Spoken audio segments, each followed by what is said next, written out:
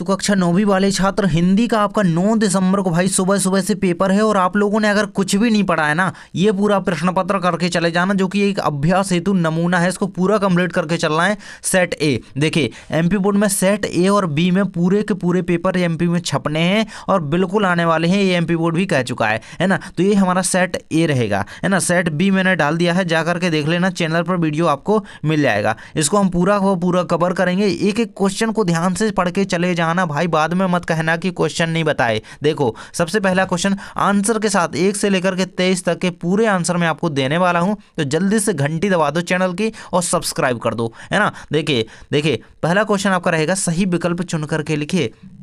6 number के सही विकल्प आ रहे हैं पहले नंबर पे। पहला क्वेश्चन आपका क्या है, हिंदी साहित्य का स्वर्ण युग माना जाता है वीरगाथा काल, वर्तमान काल, भक्ति काल या रीतिकाल। इसका आंसर हो जाएगा आपका भक्ति काल। तो पहले का आंसर आपको क्या लिख लेना है, भक्ति काल, इस तरीके से पहले का आंसर लिख लीजिएगा। सेकंड है आपका, मेघ आय किसकी रचना है, तो सर्वेश्वर दयाल सक्सेना की। मैं आंसर आपको जल्दी जल्दी बताते जाऊंगा क्योंकि आपके पास टाइम नहीं है भैया, हमें पूरा पेपर करना है ना। सर्वेश्वर दयाल सक्सेना आंसर याद रखना, मेघ आय। अगला है, मेघ आय बड़े बंठन के समर के, पंक्ति में कौन सा अलंकार है, तो देखिए यहाँ पे मानवीकरण किया जा रहा है, तो ये हो जाएगा आपका मानवीकरण, 7 नंबर का ऑप्शन। इसका सर्वेश्वर दयाल सक्सेना का, इसका रहेगा आपका भक्ति काल, है ना। इस तरीके से हमारे आंसर इनके कंप्लीट होते हैं। अगला क्वेश्चन आपका आ जाता है, प्रेमचंद्र के फटे जूते लिखा है, तो किसने लिखा है, हरिशंकर परसाई ने। किसने, हरिशंकर, इस तरीके से लिखेंगे हरिशंकर परसाई, ये आपका इसका आंसर हो जाएगा। चलिए बढ़ते हैं आपके अगले क्वेश्चन की ओर। संधि के प्रकार हैं, तो संधि 3 प्रकार की होती है, कौन सी, स्वर, विसर्ग और व्यंजन, याद रखिएगा। नेक्स्ट हमारा, इस जल प्रलय में पाठ में विधा है, तो यह रिपोर्टाज है आपका, है ना। यह रिपोर्टाज कहानी रिपोर्टाज में लिखा गया है, याद रखना रिपोर्टाज। नेक्स्ट हमारा आ जाता है यहाँ पे, देख सकते हैं 2 नंबर में रिक्त स्थान की। देखो भाई वीडियो को लाइक कर दो यार, लाइक कर दोगे ना तो हम अगले वीडियो में मिलेंगे, है ना। लाइक कर दो और सब्सक्राइब कर लेना ताकि अगला वीडियो भी मिल जाए। रिक्त स्थानों की पूर्ति कीजिए। पहला क्वेश्चन है आपका, तुलसीदास का प्रसिद्ध महाकाव्य कौन सा, रामचरितमानस। ये आपका रहेगा रामचरितमानस, बिल्कुल इसको पूरा लिख लेना, रामचरितमानस, ये आपका उत्तर इसका फर्स्ट का हो जाएगा। सेकंड है आपका, तिब्बत में खतरे की जगह को खरसन कहते हैं, तो क्या डांडे कहते हैं, क्या कहते हैं, डांडे। इसका उत्तर इस तरीके से लिख लीजिएगा। नेक्स्ट हमारा क्वेश्चन कहता है भाई कि करुण रस का स्थायी भाव खालिस्तान क्या है, शोक है। मैंने आपको ये पूरे पढ़ाए हुए हैं। अगला है आपका, संचारी भाव की संख्या कितनी है, 35 या 33, तो क्या है 33 है, तो क्या लिखना है आपको उत्तर में 33, इस तरीके से उत्तर में लिख दीजिएगा।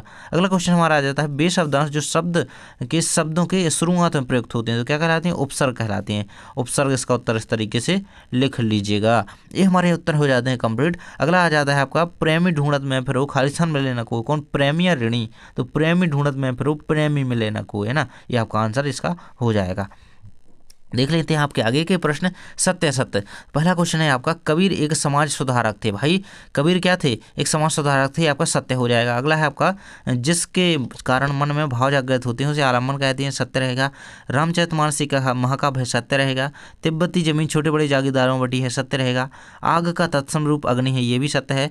माँ मेरे संग की औरतें पाठ में 5 भाई बहन थे, ये आपका असत्य रहेगा, है ना। ये आपके देखिए सत्य असत्य कंप्लीट हो जाते हैं। लास्ट का आपका असत्य है, बाकी आपके पूरे सत्य हैं, है ना। चलिए आगे के क्वेश्चन देख लेते हैं। ये रहेगा आपका, सही जोड़ी बनाइए, है ना, स्तंभ और बा में। पहला आपका दिया गया है यहाँ पर कबीरदास, तो कबीरदास की जोड़ी मिल जाएगी। बाहरी आडंबरों का इन्होंने विरोध किया है ना, तो देखिए उपन्यास सम्राट कौन है, प्रेमचंद। अगला है आपका, देखिए मैं फिर से जोड़ी मिला देता हूँ, बाहरी आडंबरों का विरोध किया है, उपन्यास सम्राट है मुंशी प्रेमचंद। इसके बाद है झूरी का साला कौन था, गया। इसके बाद मिल जाता है एकांकी में क्या होता है, एक अंक। इसके बाद है काव्य की शोभा बढ़ाने वाले तत्व कहलाते हैं, तो वे कहलाते हैं हमारे अलंकार। यहाँ पे सॉरी ये रहेगा इसका अलंकार, यहीं पे मिल जाएगी। इसके बाद बछिया के ताऊ, तो सबसे ऊपर, है ना। इस तरीके से हमारी सही जोड़ियाँ कंप्लीट हो जाती हैं। स्क्रीनशॉट ले लीजिए, याद कर लेना। आगे हमारी एक शब्द या वाक्य में उत्तर दीजिए। 6 नंबर में है आपके, तो इसमें पहला क्वेश्चन आपका दिया गया है, प्रेमचंद की किन्हीं 2 कहानियों के नाम लिखिए, तो कौन कौन सी आपको एक लिख देना है, पंच परमेश्वर, पहली कहानी ये हो जाएगी और दूसरी हो जाएगी ईदगाह। क्या हो जाएगी, ईदगाह, इसका उत्तर लिख दीजिएगा। नेक्स्ट है आपका, दोहा के प्रथम चरण में कितनी मात्राएं होती हैं, तो 13 मात्राएं होती हैं, याद रखना 13 है, इसका उत्तर 13 लिख देना। अगला है आपका, जिस काव्य का आनंद देखकर लिया जाता है उसे क्या कहते हैं, उसे दृश्य काव्य कहते हैं, याद रखना दृश्य काव्य। नेक्स्ट है हमारा, साहित्यिक पुरखे किसे कहा गया है, तो साहित्यिक पुरखे प्रेमचंद को कहा गया, किसे, प्रेमचंद को कहा गया है। अगला है हमारा, मुँह की खाना मुहावरे का अर्थ लिखिए, तो मुँह की खाना मुहावरे का अर्थ क्या होता है, हार जाना या हारना कह सकते हैं ना, पराजित होना, हारना लिख दीजिएगा। अगला है आपका रीढ़ की हड्डी एकांकी का उद्देश्य लिखिए। तो इसको लिखना है आपको, नीचे मैं उत्तर दिखा दूंगा इसका, मैं बोल देता हूँ। इसका लिखना है आपको महिलाओं के जो है स्वतंत्रता संग्राम में महिलाओं की भूमिका अदा करता है कौन, रीढ़ की हड्डी एकांकी। इसका आंसर लिख लीजिएगा। चलिए अगला क्वेश्चन आ जाता है हमारा, नई कविता के प्रमुख दो कवियों के नाम उनकी रचना से लिखिए। तो 2 नंबर का है। अथवा हम कहता है भक्ति काल के प्रमुख 2 कवियों के नाम उनकी रचना से लिखिए। देखिए इन सारे प्रश्नों के उत्तर ना मैं नीचे दूंगा आपको, तो पहले हम प्रश्न पढ़ लेते हैं, फिर उत्तर हम देखते चलेंगे, है ना। देखिए 6 नंबर का प्रश्न आपका ये रहा, 7वां ये रहा। 8वें में आपसे पूछा गया है माखनलाल चतुर्वेदी की काव्यगत विशेषता, 2 रचना, भावपक्ष और कलापक्ष लिखिए, साहित्य में स्थान। और अथवा में कहता है कि सुमित्रानंदन पंत की विशेषता लिखिए, है ना, निम्न बिंदुओं के आधार पर। 8वें नंबर का प्रश्न है आपका, कवि पंत ने गाँव को हरता जनमन क्यों कहा है। अथवा में कहता है गाँव को मरकत डिब्बे सा खुला क्यों कहा गया है। 9वें नंबर का प्रश्न है दोहा छंद की परिभाषा उदाहरण से लिखिए। अथवा में कहता है यमक अलंकार की परिभाषा उदाहरण से लिखिए।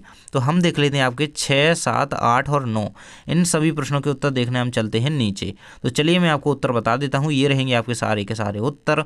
देखिए ये रहेगा आपका 6 का आंसर आपके सामने दिया गया है। ये रहेगा 6 के अथवा वाले का। और ये जाकर नई कविता की विशेषता पूछी गई थी, ये रहेंगी विशेष कवियों के नाम उनकी रचनाएं।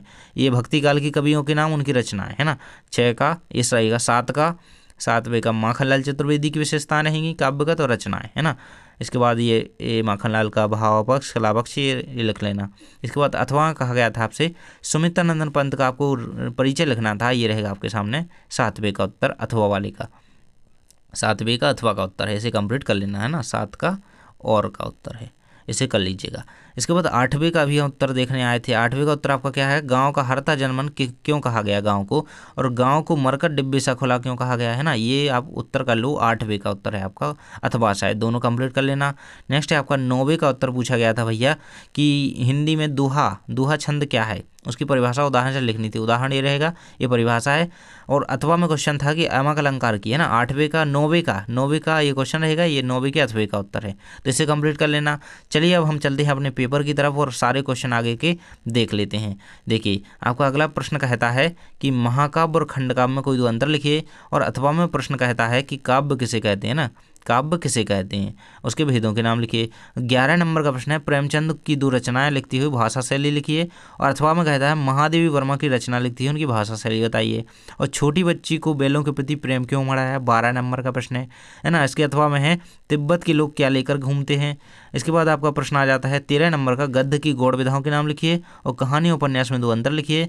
14 नंबर का प्रश्न है निपात शब्द क्या है, लिखिए। अथवा में कहता है कि तत्सम शब्द क्या होते हैं, उदाहरण से लिखिए। चलिए मैं बता देता हूँ आपको सीधे के सीधे आपके 10 से लेकर के 14 तक के उत्तर, है ना। और 15 हम बाद में देखेंगे, है ना। देख लेते हैं हम आपके 10वें नंबर के प्रश्न की ओर चलते हैं। ये रहेगा आपके सामने यहाँ पे। ये 10 में पूछा गया था महाकाव्य और खंडकाव्य में अंतर लिखिए। तो आपके सामने अंतर दिया गया है महाकाव्य और खंडकाव्य में, है ना। इसको कर लेना। ये रहेगा आपके, इसका उदाहरण भी दिया गया है महाकाव्य का। अथवा में क्वेश्चन था काव्य किसे कहते हैं, उसके भेदों के नाम। तो काव्य वह रचना होती है जिसमें भाषा की लयात्मकता होती है ना। और काव्य के भेद होते हैं 2, श्रव्य काव्य और दृश्य काव्य। इसके बाद 11 नंबर के प्रश्न का उत्तर प्रेमचंद का जीवन परिचय पूछा गया था, जिसमें प्रेमचंद की रचनाएं आपको लिखनी थी और भाषा शैली लिखनी थी और साहित्य में स्थान। ये प्रेमचंद की रचनाएं दी गई हैं, ये भाषा शैली दी गई है और ये स्थान दिया गया है। तो इसको कंप्लीट कर लेना। ये आपके ये हो जाएगा आपके 10वें का उत्तर, है ना, 11वें का। इसके बाद आ जाता है अथवा में दिया गया था महादेवी वर्मा का साहित्यिक परिचय। तो इसे कंप्लीट करना। ये रचना है, भाषा शैली, साहित्य में स्थान, इसे कर लेना। इसके बाद हमारे 12 नंबर के प्रश्न का उत्तर आ जाता है छोटी बच्ची को बैलों के प्रति प्रेम क्यों मराया। इसको लिख देना उत्तर में 2 नंबर में। अथवा में पूछा गया था तिब्बत के लोग क्या लेकर के घूमते हैं। तो हमेशा मणि यानी कि धार्मिक मोतियों की माला लेकर के चलते हैं, ये याद कर लेना। अगला हमारा 13 का उत्तर हम देखने आए थे भाई। 13 में क्या पूछा गया था, गद्य की गौड़ विधाओं के नाम। तो यात्राव्य तंत्र, ये सारी कुछ हो जाएंगी गौड़ विधाएं, है ना। प्रमुख नहीं पूछी, गौड़ पूछी गई हैं। 13 के अथवा का उत्तर देखें तो नीचे चलते हैं। देखिए सब्सक्राइब कर लेना जल्दी से, ताकि अगला पेपर सामाजिक की, इंग्लिश की, विज्ञान की तैयारी करवा सकूं। ये कहानी और उपन्यास में अंतर दिया गया है। कहानी छोटी होती है ना, उपन्यास लंबा होता है, इस तरीके से लिख दीजिएगा। 14 नंबर के प्रश्न में पूछा गया था निपात शब्द क्या है ना, इसके अथवा में क्या है, तत्सम शब्द क्या होते हैं, ये पूछा गया था। इसको कर लेना है कंप्लीट, ये पूरा उत्तर आपको दिया गया है, इसका स्क्रीनशॉट ले सकते हैं, ये आपके सामने उत्तर पूरा रहेगा। चलिए आप देख लेते हैं हम 15 नंबर के प्रश्न को आपके, है ना। ये आपका 15 नंबर का प्रश्न कहता है कि मुहावरे एवं लोकोक्तियों में अंतर लिखिए, 2 नंबर में पूछा गया है। इसके बाद अथवा में आपका पूछा गया है यहाँ पे साले मली पक्षी प्रेमी कैसे बने। 16 नंबर प्रश्न कहता है हमारा संधि और समास में कोई 2 अंतर लिखिए। अथवा में कहता है निम्नलिखित मुहावरों के अर्थ से वाक्य सहित बनाइए, है ना। ये मुँह की खाना हवा से बातें करना, है ना। इसके बाद 17 नंबर प्रश्न कहता है मृदुला गर्ग अपनी नानी से प्रभावित क्यों थी, रीढ़ की हड्डी कहानी का उद्देश्य लिखिए। इसके बाद है 18 का प्रश्न निम्नलिखित पद्यांश की संज्ञा प्रशंसित व्याख्या कीजिए, और इसके अथवा वाला भी दिया गया है ना। और इसके बाद गद्यांश की व्याख्या करनी है। तो हम देख लेते हैं आपके 16, 17, 18 और 15 का उत्तर नीचे। तो चलिए चलते हैं आपके उत्तर की ओर। 15 से लेकर के हमें देखने हैं 18 तक उत्तर, है ना। ये रहेगा आपके 15 नंबर के प्रश्न का उत्तर। मुहावरा और लोकोक्ति में अंतर रहेगा आपका, इसको 2 नंबर में कंप्लीट कर लेना। अथवा में साले मली पक्षी प्रेमी कैसे बने, 15 का अथवा है तो याद कर लेना इसे, और जानकारी टीच को सब्सक्राइब कर लो ताकि आपकी तैयारी हो सके। देखिए ये रहेगा आपके 16 का उत्तर, संधि और समास में अंतर लिखने थे, तो ये रहेगा आपका संधि और समास में अंतर कर लेना इसे। अगला आ जाता है आपका हवा से बातें करना। हवा से बातें करना मुहावरे का अर्थ लिखिए, और मुँह की खाना मुहावरे का अर्थ। हवा से बातें बहुत तेज गति से चलना या दौड़ना।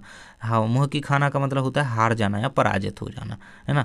इसके बाद हम देखने आए थे 17 का उत्तर, तो ये रहेगा आपके 17 का उत्तर, और ये रहेगा 17 के अथवा वाली का उत्तर। इसे कंप्लीट कर लेना, याद कर लेना, स्क्रीनशॉट ले लो। अगला है आपका 18 में आपको एक काव्यांश दिया गया था जिसकी संदर्भ प्रशंसा व्याख्या करनी थी। देखिए तो इसका संदर्भ आपको लिखना है, हमारी केदी और कोकिला पाठ से लिया गया है, जिसके जो रचयिता है माखन लाल चतुर्वेदी हैं। इसका प्रसंग ये लिख दीजिएगा, भावार्थ ये सारा कुछ आपको लिख देना है, ये रहेगा आपका, है ना। और ये कंप्लीट हो जाएगा। 18 के अथवा का उत्तर आपका रहेगा, ये कहाँ से, ये साखी संबंध से लिया गया है जो कि कबीरदास जी का है ना। इस तरीके से लिख करके ये भावार्थ आपको इतना लिख देना है। इसके बाद इसका काव्य सौंदर्य लिख दीजिएगा, आपके 3 नंबर आपको मिल जाएंगे। इसके बाद हम चलते हैं आपके पेपर की ओर, जो कि आपका 19 नंबर का प्रश्न कहता है। 19 नंबर का प्रश्न हमारा आ जाता है गद्यांश की संदर्भ प्रशंसा व्याख्या कीजिए। जानवरों में गधा सबसे बुद्धिहीन जानवर समझा जाता है। मतलब ये आपके पाठ किससे लिया गया है, मुंशी प्रेमचंद के पाठ से लिया गया है ना। इसके बाद अथवा में कहता है सांस्कृतिक अस्मिता की बात करते हैं लेकिन परंपराओं का अवमूल्यन किए जा रहे हैं, है ना। और 20 नंबर का प्रश्न कहता है जल है तो कल है विषय पर अनुच्छेद लिखिए। अथवा में क्वेश्चन कहता है कि वार्षिक परीक्षा की तैयारी पर अपने पिताजी से संवाद को लिखिए, है ना, 3 नंबर में। इसके बाद आपका 21 नंबर का प्रश्न आ जाता है आपठित गद्यांश को पढ़ करके गद्यांश को इसके उत्तर दीजिए, है ना। तो आपको इसको पढ़ना होता है और फिर इन तीनों प्रश्नों के उत्तर देने होते हैं। तो चलिए हम आपको बता देते हैं कौन कौन से 19 का, 20 का, 21 का उत्तर हम नीचे देख लेते हैं। 21 के अथवा वाले का भी हम उत्तर नीचे देखेंगे, है ना। तो चलिए देख लेते हैं हम उत्तर 19 से लेकर के, है ना। तो ये रहेगा आपके 19वें नंबर के प्रश्न का उत्तर। 19 का पाठ आपका दो बेलों की कथा से लिया गया है जिसके रचयिता प्रेमचंद हैं और ये उन्होंने बताया है, इसमें प्रसंग लिख देना। इसके बाद इसका जो है व्याख्या लिख देना और ये आपका विशेष रहेगा। चैनल को सब्सक्राइब कर लेना ताकि आपके अगले पेपर को मैं इसी तरीके से आपको बता सकूँ। ये रहेगा आपका संदर्भ जो देखिए अथवा वाले का है ना, 19 के अथवा वाले का स्क्रीनशॉट ले लो इसको, है ना। उपभोक्ता की संस्कृति से लिया गया है, इसके लेखक श्यामचरण दुबे जी हैं, है ना। इसके बाद हो जाएगा व्याख्या। व्याख्या क्यों भाई आपको इस तरीके से लिखनी है, इसकी व्याख्या थोड़ी लंबी चौड़ी है और विशेष भी इसका लिख दीजिएगा। इसके बाद बढ़ते हैं आपके 20 के उत्तर की ओर। 20 का उत्तर है जल है तो कल है विषय पर अनुच्छेद लिखिए। ये आपके सामने उत्तर दिया गया है, इसको कंप्लीट कर लेना, आपका 3 नंबर में आने वाला है। इसके बाद 20 के अथवा का उत्तर वार्षिक परीक्षा की तैयारी में पिताजी से संवाद, है ना, मैं यानी कि तुम बोलोगे फिर पिताजी, है ना, इस तरीके से आपका संवाद है आपको कर लेना है, ये आपका 3 नंबर कंप्लीट करा देगा।